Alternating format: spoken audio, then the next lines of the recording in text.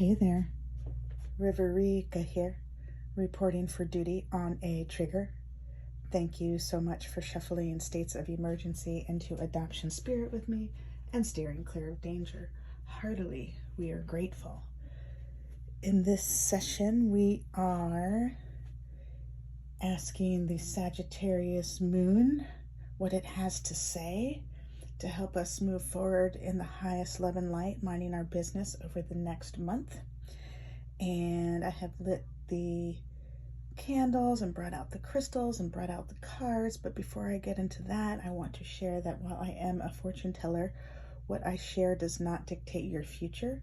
Only your intentions and your actions do. So please use your gift of discernment and use your gift of discernment before deciding what to gather and what to take away.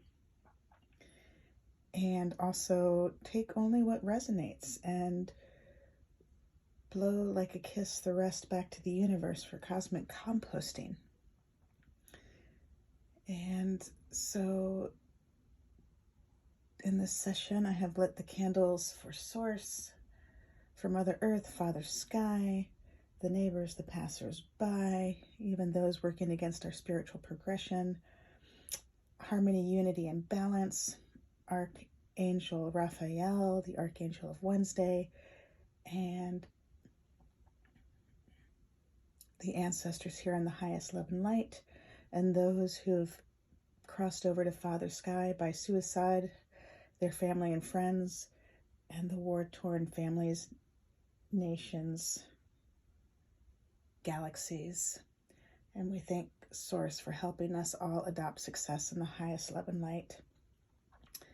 And I have my crystal ball, my rock cairns from the beach, beach stones, beach wands, and we have 6 decks of cards. We have we'll start over here, the Paragrams by Paramahansa Yogananda, and we have a yummy selenite to help keep the space clear.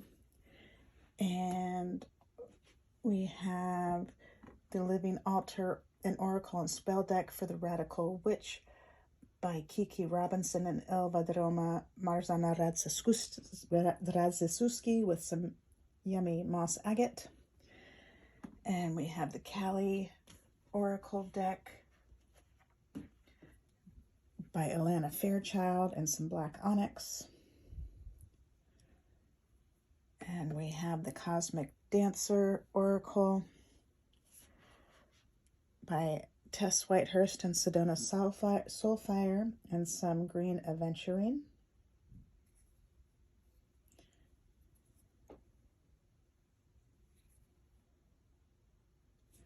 And we have the Tree Angel Oracle deck, the Sacred Path into the Ancient Grove by Fred Hageneder and Unhang, and a beautiful lepidolite angel.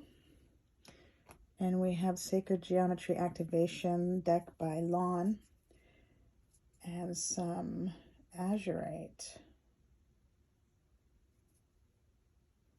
And I'll leave in the description the names of all these crystals and the makers of these cards so you can check them out for yourself. Most all of them you can find on social media. We have our wooden dice and our Tibetan bell. And so before we roll the dice, we're going to say 1, 2, 3, 4, 5, 6. And we're going to pick a deck to read to help us understand what this moon in Sagittarius has to say for us to help us move forward in the highest love and light over this next month. So I'm going to ring this bell and say a bell mantra by Thich Nhat Hanh. So if you're wearing headphones, please be aware there's going to be a loud noise. And here we go. Mind, body, speech, and perfect oneness, I send my heart along with the sound of the bell. My hearers awaken from forgetfulness and transcend all anxiety and sorrow. Om. Peace. Shanti. Thank you. So we're going to roll the dice. Shake, shake, shake. Shake, shake, shake. Shake the dice. Which deck do we need to hear from to help us understand what the Sagittarius moon, what wisdom the Sagittarius moon has for us over the next month? Please thank you, Source and Spirit guides. Number 2, the Tree Angel Oracle deck. And you know the number 2 is the number that represents duality and pairing. It allows us to partner up with others without giving away our sovereignty. It represents healthy liaisons. It's a beautiful number. So again, we have the Lepidolite angel. And this also helps keep our balance, which is thrilling, paired with the moon, because you know how the moon is always shifting, always shifting. There's an ebb and a flow reminding us that that's what we want to practice as well. In this Tree Angel Oracle deck, The Ancient Path into the Sacred Grove by Fred Hageneter and Anheng. So super sweet. So thank you, Source and Spirit guides, for helping us understand what the Sagittarius new moon has to say to us to help us move forward in the highest love and light over the next month. You are a whole, full, powerful, loving, spiritual being, all of you who are taking this in. And so am I, and we thank our source, your source, my source, your spirit guides, my spirit guides, for helping us through. And we thank our source, your source, my source, for shifting our situations into what they need to be, offering necessary insights, healing, acts of grace, protection. Heartily, we are grateful. What does the Sagittarius moon have to say to us? How is it guiding us over this next month to move forward in our highest love and light? Woohoo! The walnut. Oh my God, and it's number 2. And the blackthorn on the bottom, number 12. That's so cool. So the blackthorn, maybe we need to hear from both of these. And the walnut, number 2.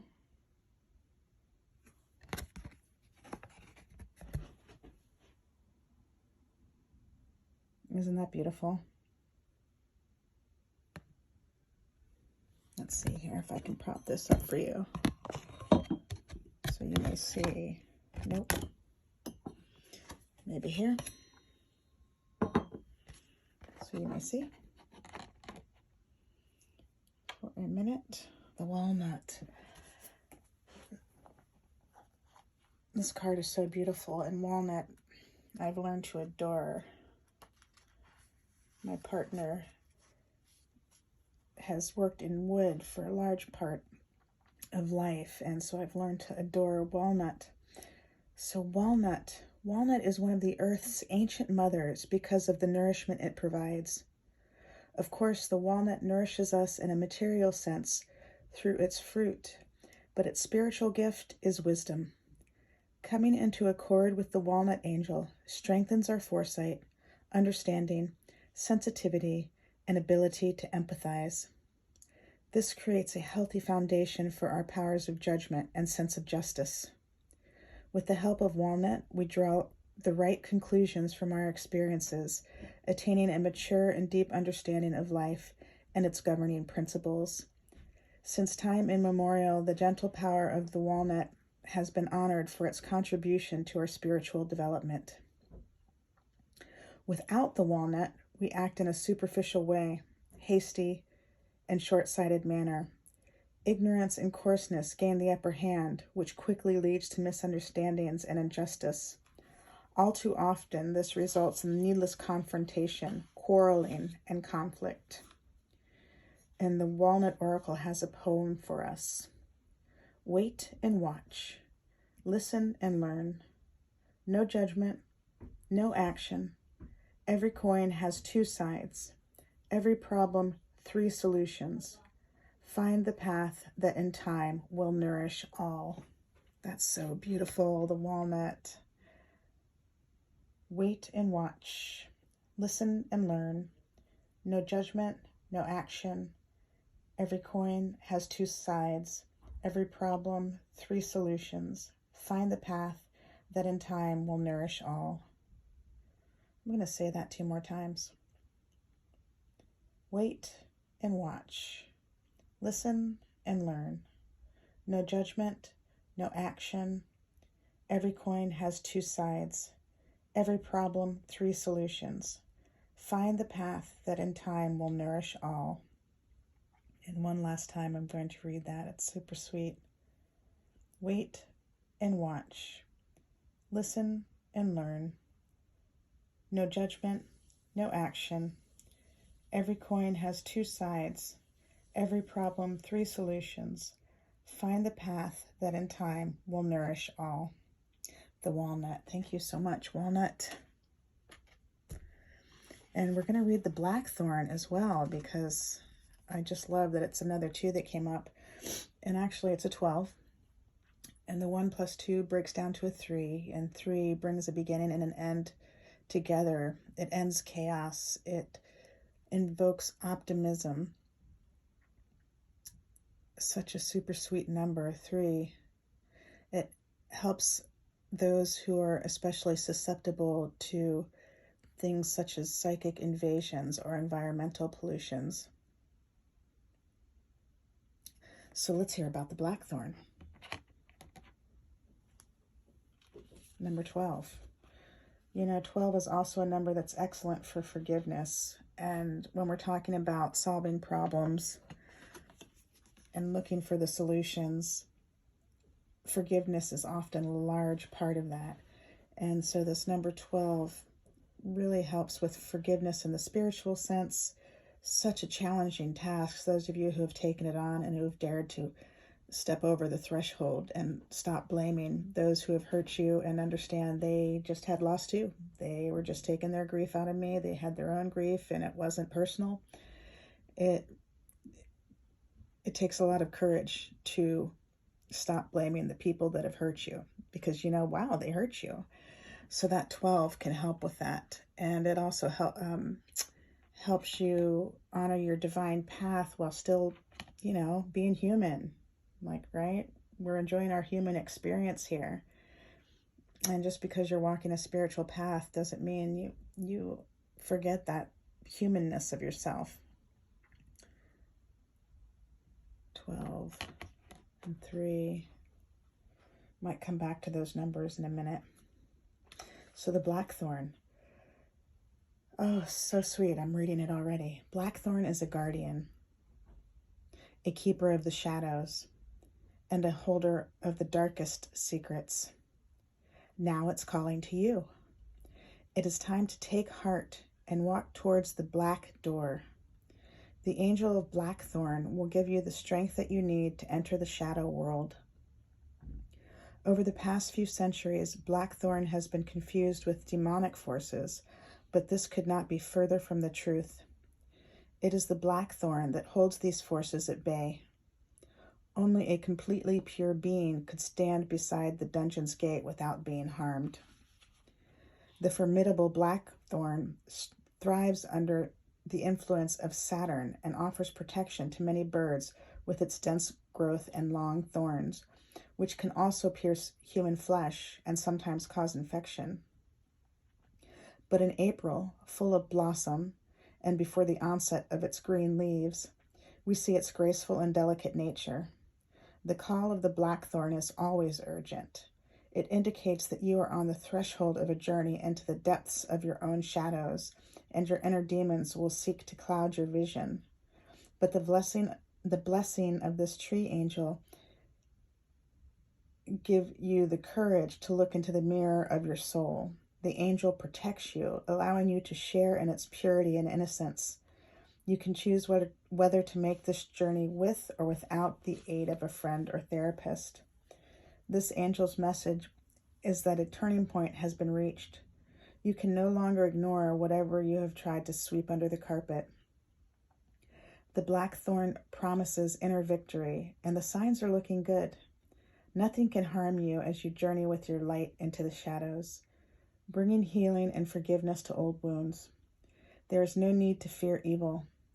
The only risk is that if you do nothing, your faults, weaknesses, the dark aspects of your soul, and so on, will be caught in the shadows for longer, trapping your precious life force in a dark prison and holding it in limbo. Blackthorn helps us to bring light where there is darkness. Without it, darkness grows. It serves the balance of power, and without this gift, we lapse into lies and deceit, cowardice and cruelty, resulting in perversion and inhumanity. Wow, that's intense, especially after we were just talking about forgiveness. And that's what a large part of what this Blackthorn is helping you with in the dark night of the soul, because those of you who have gone through the dark night of the soul, adoptees and orphans and others who understand the guilt and shame and the need for forgiveness for all the times that people were taking their grief out on you, and then you reacted like a knee-jerk reaction, carrying on the cycle of violence. And you didn't mean to do that. You were just trying to protect yourself. It was all you could do. It was all you knew how to do. And now you've finally gotten out of the way. You've danced away from that abuse and neglect, those people acting out their loss on you. And then you're in a safe space finally where you can forgive yourself for reacting negatively. Not to condone the violent behavior of others against you, not that at all, but to forgive yourself for mirroring that madness, the times that you mirrored that madness, if you did. I know that's something that I have been working to overcome as well, and so many others walking the healing path, especially adoptees and orphans. But loss is not just exclusive to the adoptees and orphans, is it? Right? So being able to face yourself and in that dark night of the soul, and to look at your part in that situation that you were in, and to take responsibility for that loss and trauma, even though perhaps you didn't start it, you can still take responsibility for it and forgive. That guilt and shame, it's one of the lowest vibrations we can hold. And while it may feel quote unquote good, it may make you feel improved to blame somebody else. In the end, that doesn't help you so much. And it has been known to really negatively impact people's health and wellness. So you want to forgive. Of course, free will is a thing, right? So, you don't need to forgive if you don't want to. It's your choice. But those of you walking the healing path, this may be at the place where you're at over this next month, where you're ready to forgive. And even if in the past you said, oh, that's unforgivable, I'll never forgive them. Maybe things have changed. Like there's been a humongous dismantling going on for the past couple years, past decade or two. And you've been a part of that. And so now maybe with all the evolution that you have done and all the healing you've done, maybe now you're ready to forgive. And that number 12 again, it signifies mastery over human drama. How we can get caught up in those situations that I was talking about. So now you've finally gotten to that place in your evolution. You've been cycling up, evolving each year over the past couple years, over the past decade, the past couple decades, your whole life. And now you have that mastery. You know when to walk away. You can't even walk in the room because it'll break your boundaries and you won't be able to maintain your integrity. That you've outgrown certain situations and certain people and certain habits and certain patterns. So that's super, and you're ready to forgive.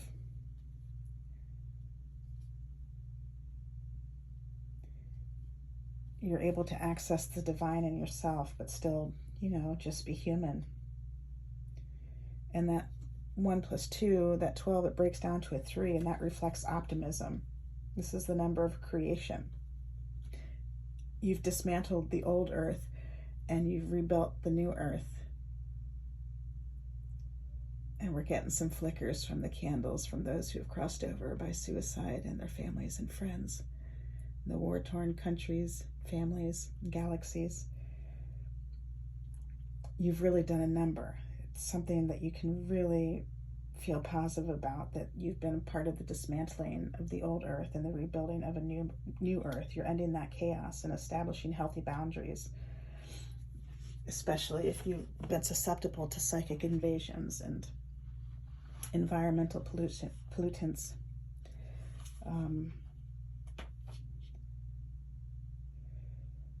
There's so much in that explanation about the blackthorn. It says the blackthorn thrives under the influence of Saturn, and Saturn's like the father, who gives us the homework and then goes away, and by the time he gets back, it needs to be done.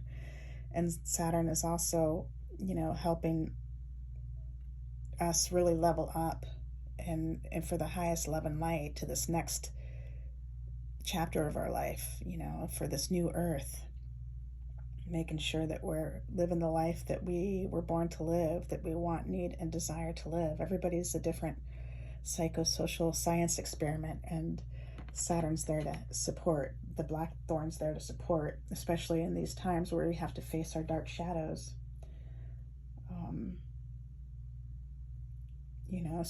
So if you're aware that might be coming up for you, then it won't be so scary, and you can kind of create a nice, what do I mean by nice? A sacred space for yourself. Maybe you have a pretty cry towel, and maybe you have the salt baths ready, the Epsom salts ready for salt baths, and you have some energy healing tools and some solfeggio music, and you're ready to face your shadows when it comes up. You'll be ready to kind of take a time out for a couple days. You know how miracles happen in 3 days, right?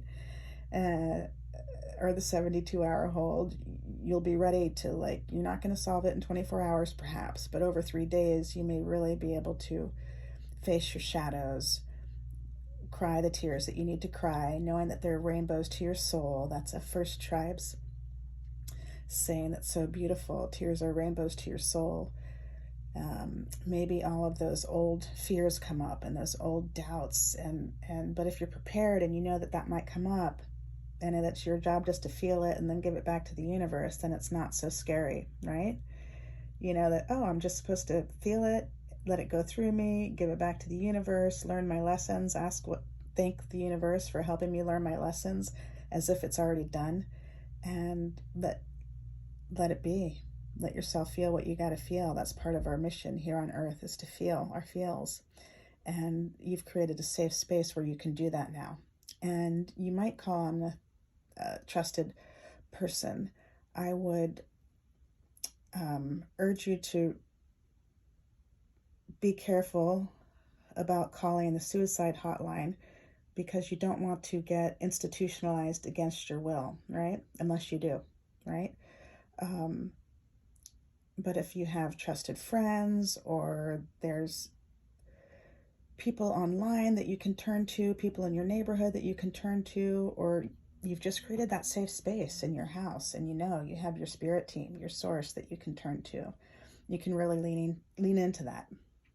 Lean into those things, lean into those tools, and have fun with it. Have fun with dancing with your darkness.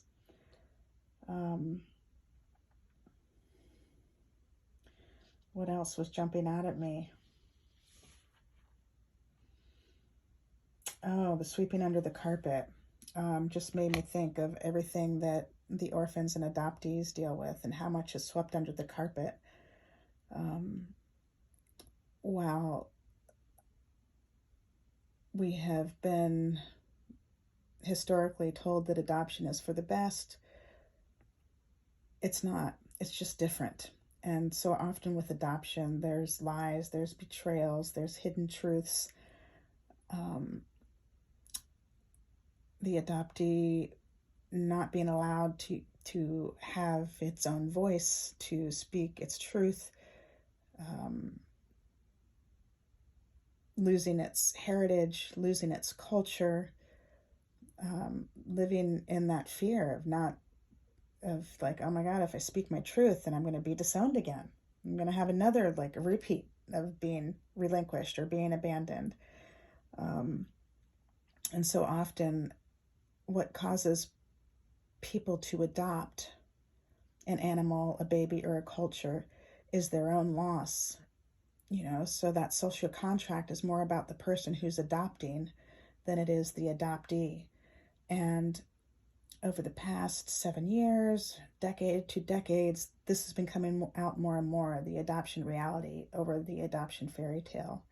It's sort of similar to the gypsy fairy tale over the Romany reality.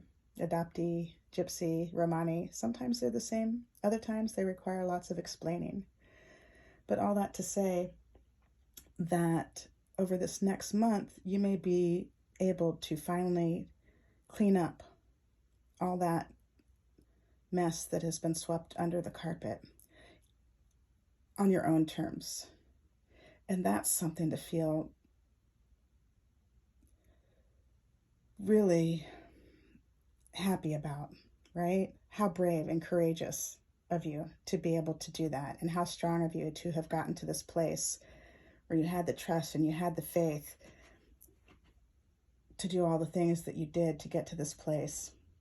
And now you can finally sweep up the mess and live in your truth and your honor, and with the boundaries, the healthy boundaries, and living in your integrity. And the blackthorn reminds you there is no need to fear evil, right? Each time I look evil in the eyes, I see hurt in disguise, calling for the salves of unarmed truths and unconditional love, not always my turn to serve. And I had a little help from Martin Luther King Jr. with that. There's a quote that he has about unarmed truths and unconditional loves that you can look up, and I'll leave it in the description as well.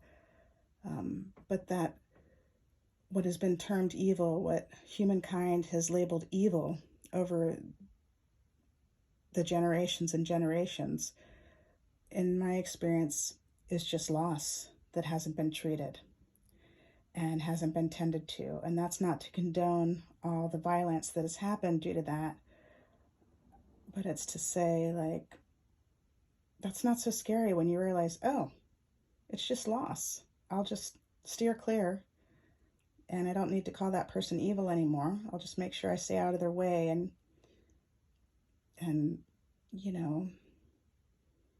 the universe is helping us all adopt success, peace, and joy, and just trust that. Just keep trusting that. If you have the courage to heal, so do others, and that's like wildfire.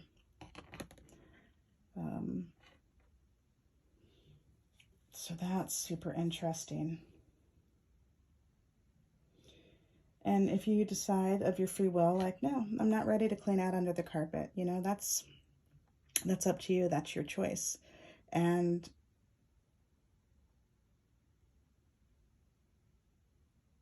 you may know, though, it might keep you in limbo.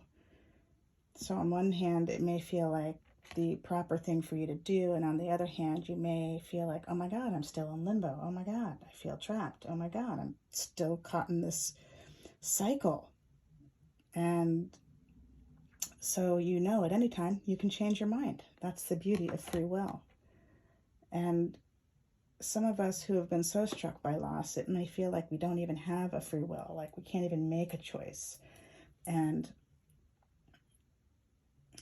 so I just urge you to keep being gentle with yourself and steer clear of danger and do what you can to improve your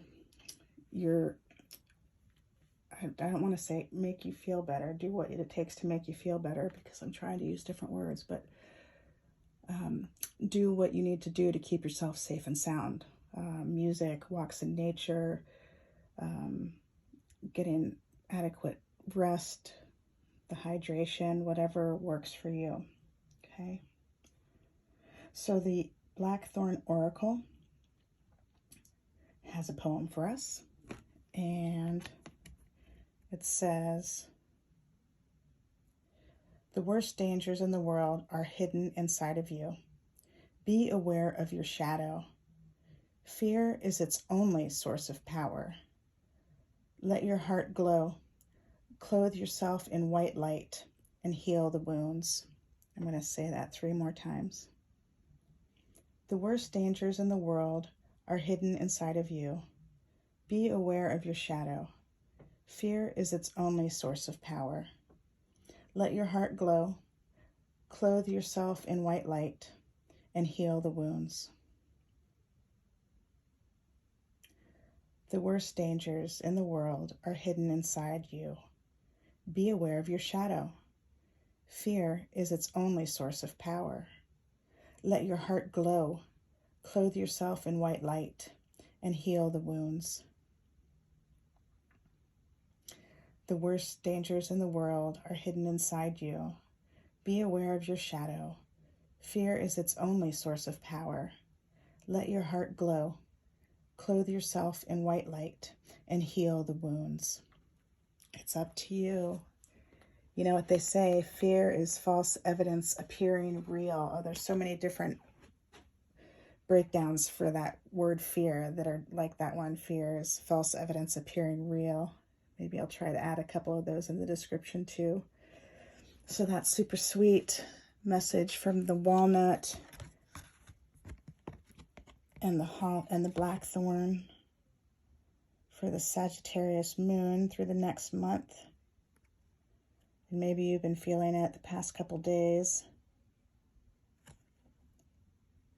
And maybe you're going to find yourself some walnut or some blackthorn, a little piece of it that you can keep like a charm to help remind you of how far you've come and where you're going. You have been helping close down this old earth, dismantling the old earth, building the new earth. And that's super sweet.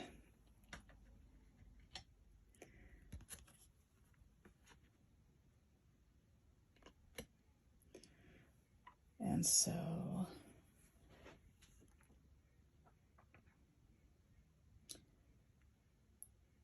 I think that's all for this session. Thank you so much for breathing life into adoption spirit magic with me. Heartily, we are grateful. Until next time, ciao for now. I love you all.